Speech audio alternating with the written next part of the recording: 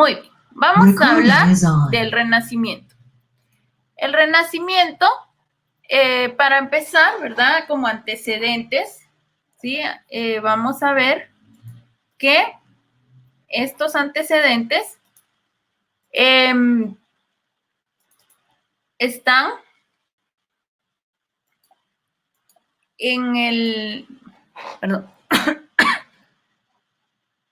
Vamos a iniciar hablando que en el año 395 después de Cristo, el emperador Teodosio había dividido el Imperio Romano en dos, tanto en el occidente, que fue destruido por los germanos en el año 476. Y si recuerdan, en este año inicia la Edad Media en Europa, ¿verdad? Porque en el oriente, ¿verdad? Hablamos de que el emperador Teodosio dividió el Imperio Romano en dos, en el occidente y en el oriente. El occidente, su historia, ¿verdad? Todo este imperio terminó en el año 476 después de Cristo y el del oriente era llamado bizantino, ¿sí? Este imperio bizantino, su capital era Constantinopla. Y este imperio duró casi 10 siglos, desde el año 395 hasta 1453. Esta cultura bizantina sobresalió por su belleza, ¿verdad?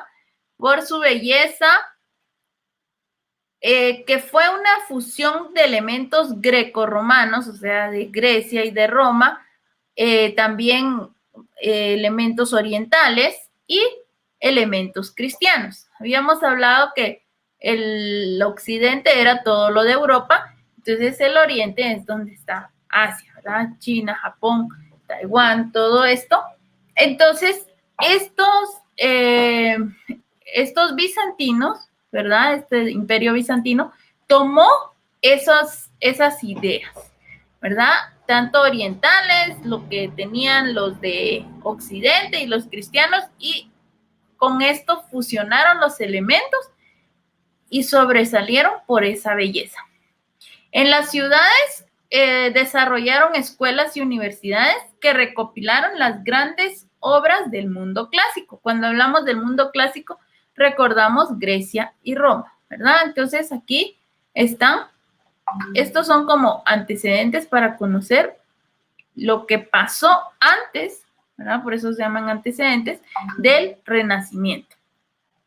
Otra cosa importante en estos antecedentes es que en Europa se produjo una serie de cambios, ¿verdad? Y donde hubo transformación, como fue la invención de la imprenta, porque esta invención de la imprenta, o sea, las imprentas ya facilitaron la difusión del saber y la cultura. Todo lo que iban descubriendo, sabiendo, lo podían imprimir, ¿verdad? Y quedaban ya los libros. Y entonces con esto es más fácil difundir. También, algo importante, ¿verdad? La difusión del helenismo por el occidente, que esto fue cuando cayó el Imperio Oriental. Y el tercer hecho importante fue el descubrimiento de América. Como sabemos, en 1492, Colón descubrió América y esto trajo una gran transformación, un hecho trascendental. Hubieron nuevas rutas comerciales, marítimas, terrestres, nuevos horizontes, nuevas maneras de pensar, ver que había más personas, ¿verdad? No solo ellos.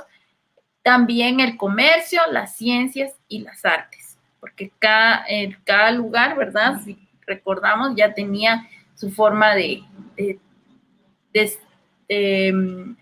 organizaciones, tanto políticas, sociales, como también sus edificios, ¿verdad? La escultura de todo esto era arte. Entonces, también tuvo fue algo trascendental este hecho del descubrimiento de América. Y todo esto dio como resultado el movimiento conocido como el Renacimiento.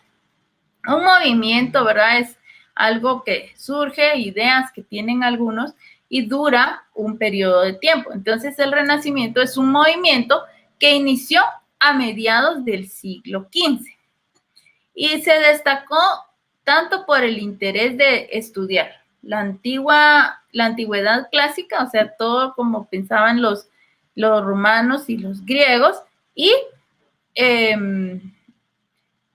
como les decía, lo griego como lo latino.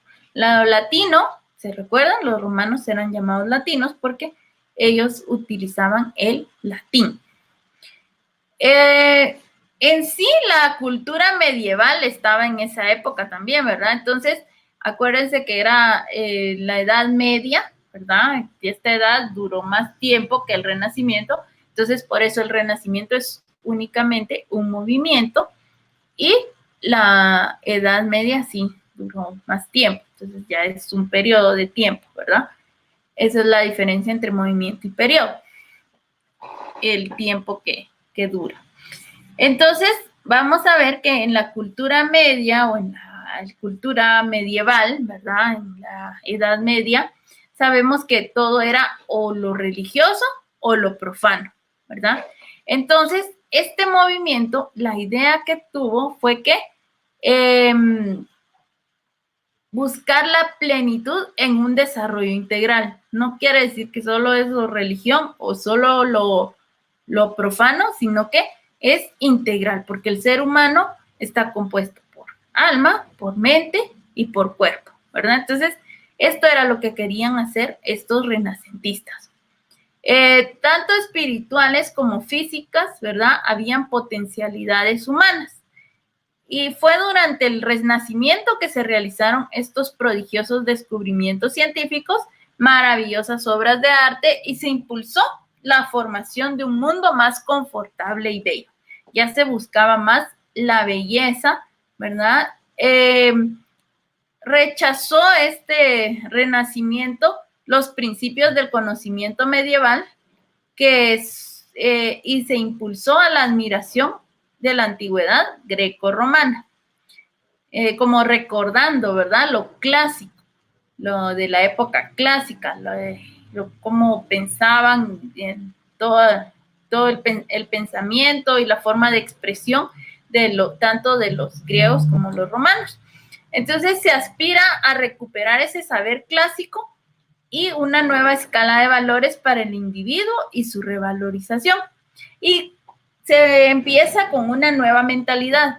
Esta nueva mentalidad es que el hombre es capaz de cambiar cualquier realidad. O sea, tenemos la capacidad de cambiar las cosas, ¿verdad? Es así, pero podemos cambiar, podemos mejorar y desde entonces buscamos cómo ir mejorando, cómo ir cambiando, cómo ir siendo mejores, ¿verdad? Entonces, a esta mentalidad se le conoce como antropocentrismo, ¿sí? El antropocentrismo se refiere a que el hombre es capaz de cambiar cualquier realidad. Antropocentrismo. O sea, centrado en el hombre, ¿verdad? Y el hombre tiene esas capacidades. Gracias a su perfeccionamiento integral, como les decía, esa integración de las tres partes que conforma al hombre, ¿verdad? Y aparte de esto, se emplea la razón como fuente del conocimiento y se busca la verdad a través de la investigación. No tanto, sí tomaron las ideas de cómo era y que todo lo que había de la época o saber clásico, pero empezaron a ver que el conocimiento, ¿verdad?, se da a través de la razón. Tienen que ir razonando por qué sucede esto, por qué pasa esto. Hay una razón, ¿verdad? Y también, a la vez, para poder descubrirlo, se utiliza la investigación. Entonces, esto es parte del Renacimiento, ¿verdad? Antes era todo mitológico y que porque había muchos dioses y los dioses lo hicieron y porque no se respetó al dios, entonces los castigan y todo esto, ¿verdad? Entonces, ¿cuál es la razón? Y empiezan a investigar. Y en este renacimiento empiezan a investigar para encontrar la verdad. Aquí ya empiezan todos los inventores y los científicos, ¿verdad? En esta época, uno de los cambios políticos sociales más representativas fue colocar la concepción de ciudades-estado. Estas ciudades-estado, ¿verdad? Así como estamos actualmente, un estado tiene su población, sus dirigentes, y está formada, ¿verdad? En el centro, lo que la iglesia, el parque y todo, y se va haciendo a sus alrededores, ¿verdad? Entonces, esas son las ciudades-estados y tienen estos gobernantes, la población y un territorio determinado, ¿verdad? Entonces, a eso se refiere estas ciudades-estado y van a impulsar el desarrollo del comercio y la autonomía política y económica. Al hablar de autonomía política, pues ya no les pueden decir o que todos tengan que dirigir de la misma manera o como dice el rey de España, lo tiene que hacer el de Francia, no, sino que tienen la autonomía. Pueden tomar ideas, pero no necesariamente tienen que depender de esas ideas para poder dirigir, ¿verdad? En contraposición a la imagen feudal. Y que también estas otras ciudades-estado que pueden todos tener capacidades y luchar y trabajar y ir teniendo sus cosas, no que todo le pertenece a un señor, ¿verdad? Como en el feudalismo, el señor feudal era el dueño de las tierras y los otros solo trabajaban para él y le tenían que rendir un tributo, ¿verdad?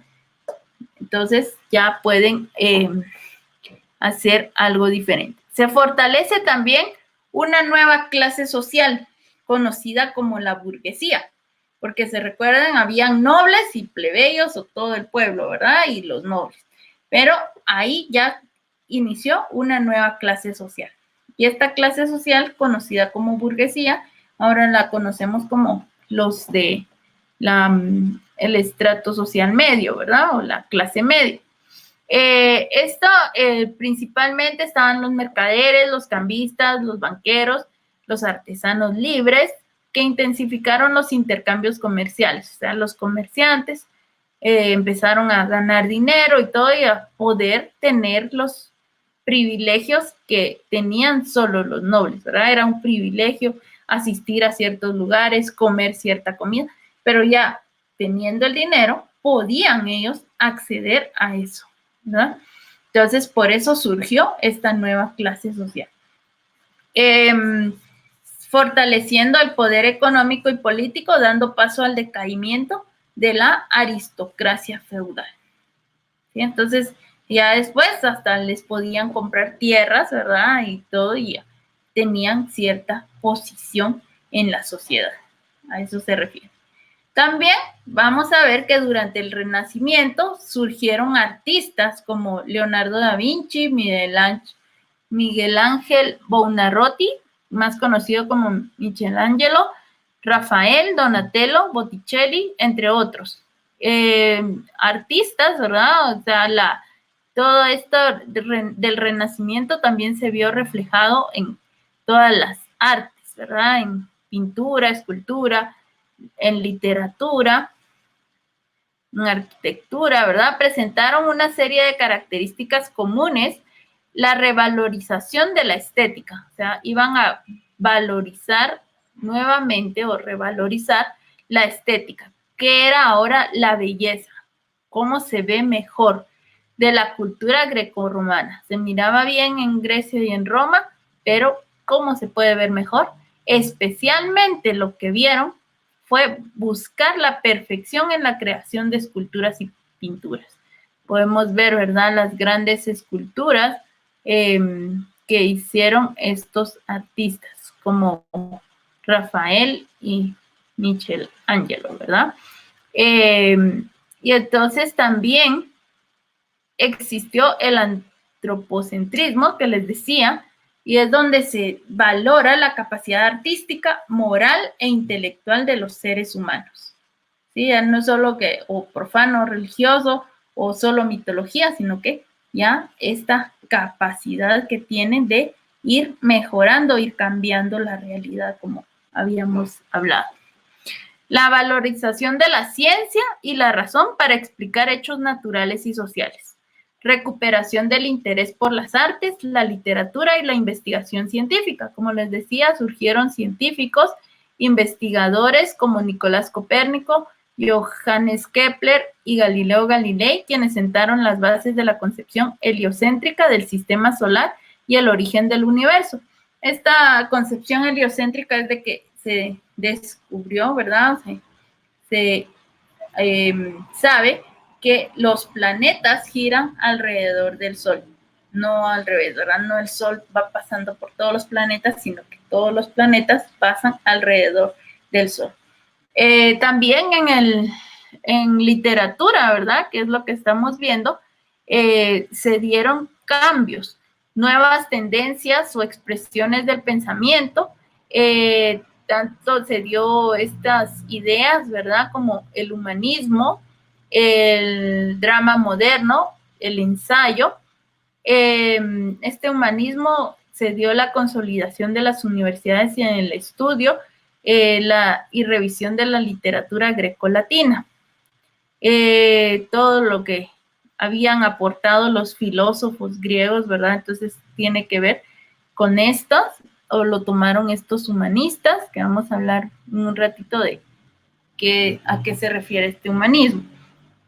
También el ensayo como nueva forma de expresión de la individualidad y el drama moderno, que ya era una expresión teatral y fue durante el Renacimiento donde se aborda la consideración de experiencias, circunstancias y opiniones propias como dignas de ser expresadas a través del arte y la literatura. ¿Se recuerdan? En la Edad Media lo que se expresaba era, lo que más sobresalía eran las hagiografías, ¿verdad? En la literatura religiosa, y de ahí la literatura profana, pues los trovadores y los mesteres de los juglares. Entonces, esto era, pero también era así como de héroes y que solo la literatura relacionada como hacían en la antigüedad, ¿verdad? Y los que sobresalían, los caballeros y esto. Pero aquí ya era otras opiniones propias, circunstancias de experiencias de los demás, ¿verdad? De las demás personas. Algunos de estos artistas, ¿verdad? O literatos que sobresalieron fueron Michel de Montaigne, William Shakespeare, que es el máximo representante del drama moderno, y Nicolás Maquiavelo, que escribió El Príncipe. El Príncipe se considera el primer tratado político de la era moderna, y Erasmo Rotterdam, que está aquí en la imagen, ¿verdad? Que influyó sobresalientemente en la forma y temática de la literatura renacentista. Fueron de los más sobresalientes humanistas también, y entonces, hablando de humanistas o de humanismo, es un movimiento intelectual durante los siglos XIV y XV y que impulsó la investigación científica y divulgación de las ideas renacentistas, valorando la acción humana y valores morales. Y entre estas disciplinas, ya en el humanismo, ¿verdad? O los humanistas se dedicaban a la gramática, a la retórica, a la poesía, a la historia, la filosofía moral. Y antes habían sido llamadas por Cicerón y otros filósofos como studia humanitis, que son estudios dignos del ser humano. Y ahora, ¿verdad? Actualmente se conocen como humanismos todo lo de medicina, la psicología, también porque son carreras que tienen que ver con el trato al humano, ¿verdad? La psicología, la pedagogía, las artes, bien la filosofía, como decía acá, la gramática, la literatura. Por lo que durante el Renacimiento, entonces, los profesores dedicados a las enseñanzas de estas áreas en las universidades italianas fueron llamados humanistas. Posteriormente, esta tendencia, ¿verdad?, de ocuparse de la formación del ser humano, ya fue llamada como humanismo. Y durante el Renacimiento se conoció como humanismo. Muy bien.